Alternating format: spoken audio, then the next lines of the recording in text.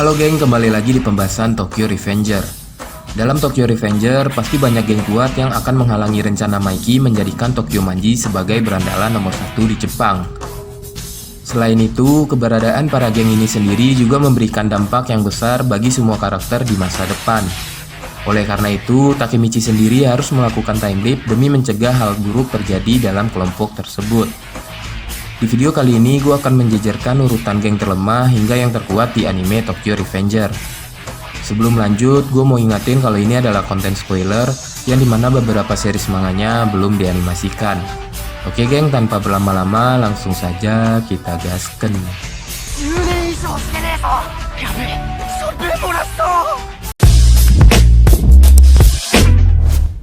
Di urutan nomor 9 adalah Mobius. Awalnya, geng motor ini sendiri terbentuk sebagai kelompok berandalan biasa yang sudah muncul 2 generasi sebelum Tokyo Manji terbentuk.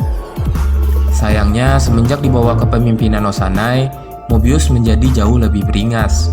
Mereka bahkan kerap melakukan tindak kekerasan ke warga sipil dan sempat menjadikan salah satu anggota Tokyo Manji menjadi korban.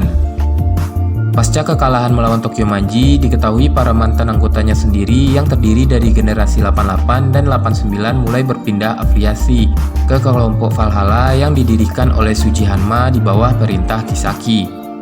Sedangkan grup 1990 mulai berpindah haluan ke grup Toman di bawah kendali Kisaki.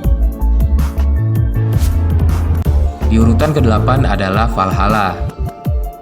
Dijuluki sebagai malaikat tanpa kepala, geng ini baru saja terbentuk pada akhir cerita Mobius saat Hanma mendeklarasikan diri untuk menghancurkan Tokyo Manji. Kelompok ini memang seolah tercipta secara khusus untuk menghancurkan Tokyo Manji. Oleh karena itu, kebanyakan anggota geng ini sendiri terdiri dari 2 fraksi dengan background yang berhubungan dengan Tokyo Manji. Fraksi pertama terdiri dari mantan anggota Mobius generasi 88 dan 89 yang kalah dalam tawuran. Sedangkan fraksi kedua terdiri dari para anti-Toman, yaitu mantan pentolan Tokyo Manji yang membelot seperti Kazutora. Tak heran jika jumlahnya sendiri mencapai 300 orang. Uniknya, Valhalla sendiri tidak memiliki pucuk kepemimpinan yang pasti. Hanma dan Kazutora sendiri sudah dikonfirmasi bahwa dia adalah orang kedua dan ketiga terpenting dalam geng tersebut. Kisaki sengaja membuat Valhalla untuk nanti bisa menjadikan Mikey sebagai pemimpin dari Valhalla itu sendiri.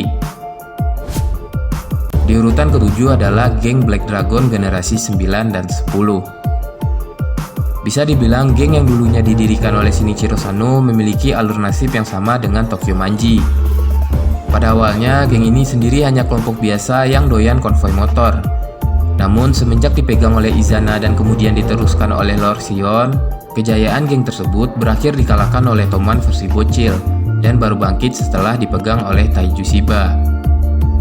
Di bawah kepemimpinan Taiju, geng ini berhasil menjadi skuad pembunuh terkuat di daerah Kanto. Mereka akan bergerak sesuai komando dan bertindak agresif jika ada yang memasuki wilayah mereka.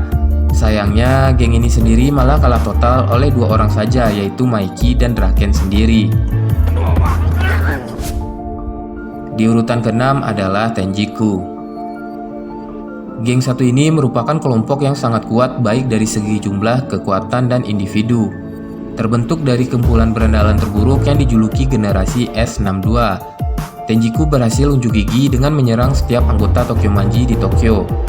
Dari semua geng yang pernah dihadapi Tokyo Manji, mungkin geng satu ini berhasil memporak-porandakan keutuhan geng Mikey dari segi mental dan kekompakan.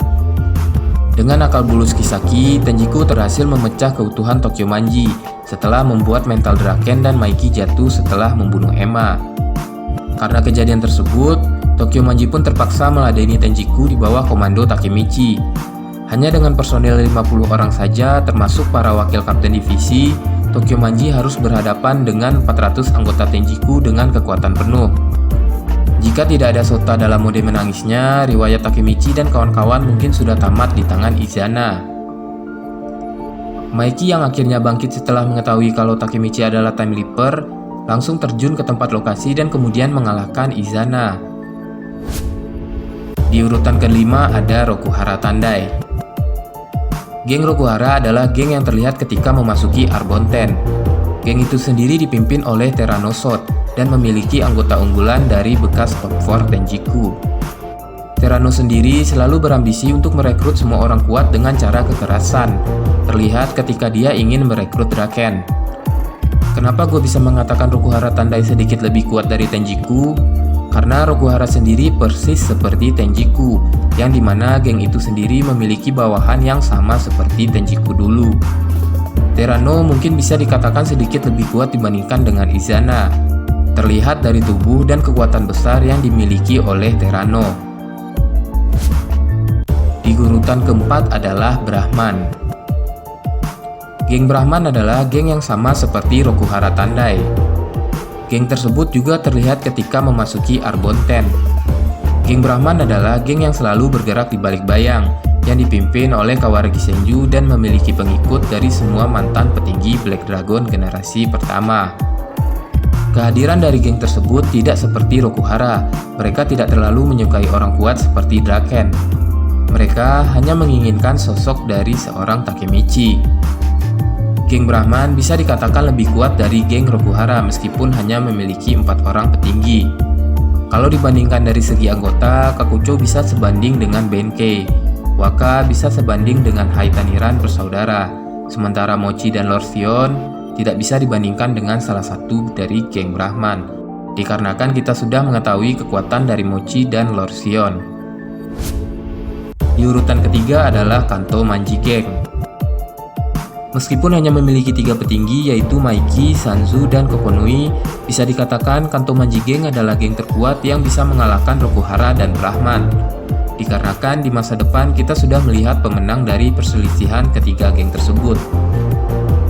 Kita semua belum tahu kemampuan Maiki sepenuhnya karena selama ini Maiki hanya mengeluarkan sedikit kekuatannya. Maiki juga memiliki ketahanan tubuh yang luar biasa, terlihat ketika dia mampu bangkit setelah mendapatkan beberapa kali pukulan di kepala. Di urutan kedua adalah Tokyo Manji Gang. Geng Toman jika memiliki anggota yang lengkap seperti Baji, Kazutora, dan Pachin, mungkin akan menjadi geng yang terkuat dan tidak bisa dikalahkan. Berbeda dengan Kanto Manji Gang, di Kanto Manji hanya mengandalkan Maiki seorang, yang dimana Sanzu hanya selevel Chifuyu dan Kokonui hanya selevel Inui. Ketika Tokyo Manji Gang dibubarkan, muncullah berbagai geng dari seluruh penjuru Jepang, dan di situ kita bisa mengatakan kalau Toman adalah geng terkuat pada saat itu. Di urutan pertama adalah geng Bonten. Bonten adalah final form dari semua geng yang ada di Jepang. Bonten sendiri dipimpin oleh Darmaiki yang mungkin jauh lebih kuat dari sebelumnya. Bonten adalah geng tersadis yang dengan gampangnya menghilangkan nyawa seseorang. Di situ juga terlihat bekas top 4 Tenjiku yang pernah bergabung dengan Rokuhara sebelumnya. Akashi dari Brahman juga nampak direkrut oleh Maiki. Terus, apa yang terjadi dengan Terano, Senju, Lord Sion, Benkei, dan juga Waka?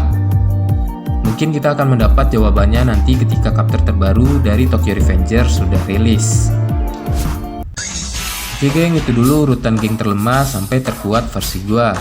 Jika kalian ada sedikit tambahan atau sedikit koreksi, kalian bisa komen di kolom komentar ya geng. Jangan lupa subscribe channel ini agar kalian tidak ketinggalan info seputar Tokyo Revenger lainnya. Sampai jumpa. Bye bye. Maiki no kao ni doro nuru tsumori. 10年以上してねえぞ。やべえ。スペモラット。いねえよな。メビウス潰すぞ。